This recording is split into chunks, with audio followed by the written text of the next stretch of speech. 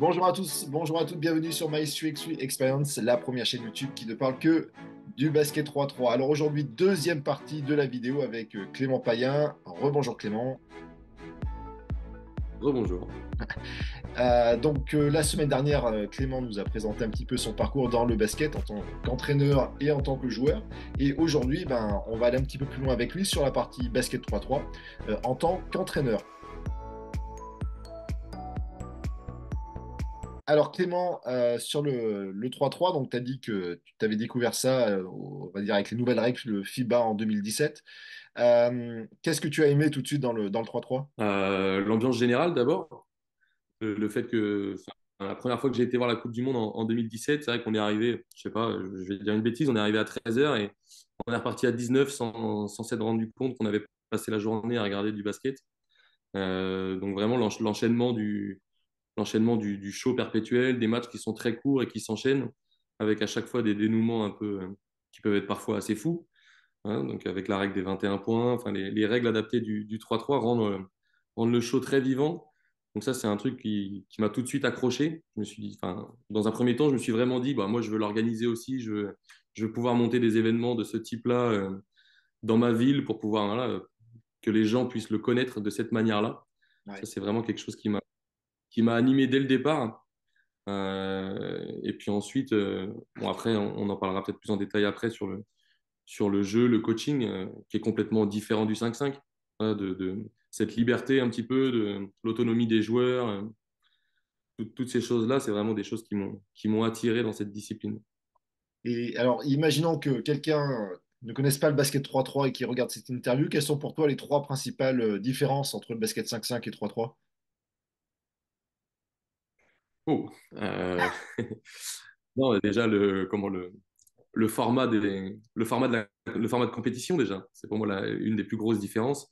C'est vraiment entre le championnat et des matchs qui se reviennent tous les week-ends et la formule tournoi, hein, où du coup à chaque tournoi on peut jouer des équipes, on peut jouer les mêmes équipes finalement tous les week-ends, contrairement au 5-5. Et chaque week-end il peut y avoir un résultat complètement différent, un peu à la manière finalement des playoffs, hein. Sur un match à l'autre, le résultat peut changer. Et ça, du coup, c'est à chaque compétition. Donc ça, c'est vraiment quelque chose qui est très différent du 5-5. Et du coup, c'est beaucoup plus... Il y a cet esprit aussi beaucoup plus familial, du coup, entre les équipes. Parce que du coup, c'est vrai quand on prend l'exemple de la Super League, nous en France, ben, tous les week-ends, on retrouve un peu les mêmes équipes. Et donc, on se retrouve à l'hôtel, on se retrouve au petit déjeuner, et puis on se retrouve à jouer les uns contre les autres. C'est vrai même si on est adversaire, on crée quand même du lien avec ces gens-là, qu'on recroise très régulièrement. Donc, le format, il est vraiment différent. Donc ça, c'est quelque chose qui est très différent et que j'apprécie aussi beaucoup dans le 3-3. Ça ne veut pas dire que j'aime pas celui du 5-5, mais j'apprécie énormément celui du 3-3. Après, une autre grosse différence, c'est l'intensité du jeu. Voilà, l'enchaînement des actions, c'est-à-dire que ça ne s'arrête quasiment jamais, excepté sur les coups de sifflet d'arbitre. Mais même quand on encaisse un panier, ben, ça doit s'enchaîner tout de suite. L'équipe adverse peut défendre directement. Le temps de possession de 12 secondes, le fait qu'on soit que 3. Voilà, enfin, toutes les règles qui ont été aménagées pour que ce sport soit vraiment très dynamique et très intense, très cardio.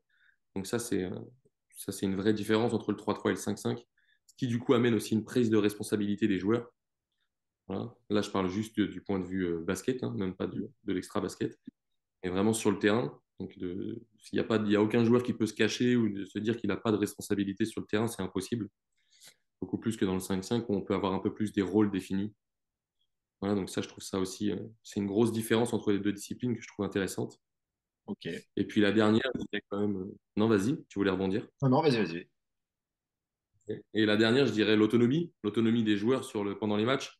Ça, c'est une différence majeure. Et du coup, ça, on en parlera peut-être dans une autre partie. Ça conditionne énormément, nous, notre réflexion sur le coaching. Le fait que pendant les matchs, on puisse pas intervenir. Et donc ça, je trouve que ça, c'est une grosse, grosse différence entre 3-3 et 5-5, c'est l'autonomie des joueurs. Et c'est là où les deux sont compatibles aussi dans la formation du joueur, parce que c'est quand même très, très intéressant de pouvoir rendre les joueurs autonomes dans leur prise de décision, pas uniquement sportive, mais aussi dans qu'est-ce qu'on va faire, gérer un temps mort, gérer des frustrations en équipe, sans pouvoir s'appuyer sur quelqu'un qui guide le tout. Ouais. Donc voilà, ça Voilà pour moi les trois grosses différences que je vois. Quelle est ta philosophie offensivement? Comment tu vois les choses?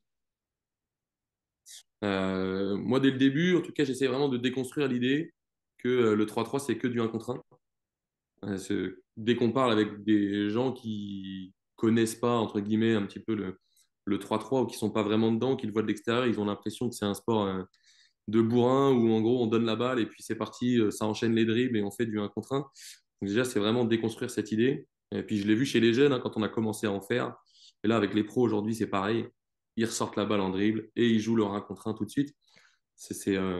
Dans leur esprit, c'est ça le 3-3. Voilà, donc déjà, la première chose, c'est de déconstruire complètement cette idée en disant que justement, c'est tout l'inverse, c'est d'essayer de construire collectivement un panier facile. Donc c'est vraiment, nous, on essayait vraiment d'axer en tout cas notre jeu sur le jeu à deux et notamment sur les écrans non porteurs le plus possible. Parce que l'idée principale, c'est d'essayer d'ouvrir un tir à 2 points. Parce que enfin, nous, en tout cas, on avait cette philosophie-là. Hein. C'est une arme fatale, ça vaut le double, donc c'est encore plus important que dans le basket 5-5. Ça peut aller très très vite si on a un petit peu d'adresse avec la règle des 21 points. Donc le fait de pouvoir trouver des situations sur des écrans non porteurs où on cherche toujours à s'ouvrir un tir à 2 points, bah, si forcément il est défendu très fort, ça va nous ouvrir des opportunités sur les flashs, sur les coupes, sur les ouvertures de pique, sur le tir à 1 point, qui sera du coup la deuxième option si c'est mal défendu, si c'est bien défendu par contre, pardon, sur le tir à 2 points. Mais voilà, on essayait beaucoup de jouer autour de ça, donc beaucoup de flare screen, beaucoup de screen away, voilà, tout ce qui est écran non porteur pour flasher vers le panier et qu'ensuite ça ouvre un tir pour l'autre joueur. Voilà, et d'enchaîner les actions, d'enchaîner beaucoup le jeu à deux jusqu'à créer une erreur défensive. 12 secondes, on a l'impression que c'est court, mais en même temps, on peut enchaîner 2 ou 3 temps forts sur le même temps. C'est différent du 5-5, on ne va pas aller chercher un renversement pour enchaîner un deuxième temps fort. Mais on peut avoir fait un flare screen, on n'a pas trouvé, et du coup, le joueur qui l'a pris va revenir poser un écran. Donc ça fait un deuxième temps fort, et là, on va pouvoir faire défendre la défense 1 fois, 2 fois, 3 fois parfois. Là, on crée une erreur, et du coup, c'est réussir à la sanctionner tout de suite pour scorer. Donc, voilà, on a essayé beaucoup d'insister là-dessus avec les joueurs et les joueuses qu'on avait à Rennes. Ok. Et alors défensivement, comment tu vois les choses ou comment tu as mis en place les choses? Mais du coup, de la même manière, hein, de la même manière. C'est-à-dire que nous, ce qu'on veut, c'est marquer beaucoup de tirs à deux. Et donc, forcément, en défense, on ne veut pas en prendre. Et ça, c'est très dur à mettre en place chez les joueurs et chez les joueuses. C'est très, très dur d'enlever cette idée du 5-5 qu'on est dans les aides défensives, qu'on prend une distance de garde parce qu'on a peur de se faire driver. Enfin, peur de se faire driver. Si, on a peur de se faire driver un petit peu. Donc, on est un peu moins en pression. Et en 3-3, bon, l'arbitrage, il est quand même plus permissif, notamment sur les départs en dribble. Moi, je trouve, hein, je n'ai jamais été dans les formations d'arbitrage 3-3, mais on peut mettre un peu l'avant-bras sur les départs en dribble, sur les premiers dribbles. On a vraiment le droit d'utiliser les bras beaucoup plus que dans le 5-5. Et donc, on a beaucoup moins de chances de se faire percer sur les premiers dribbles dans le 1 contre 1 pur.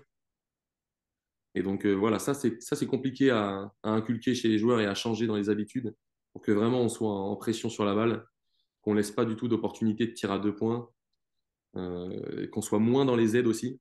Voilà, l'aide, elle vient vraiment au dernier moment. Si le joueur, on sait qu'il va tirer, que ça y est, il va faire la passe, on peut venir en deuxième rideau sur des contres ou autres.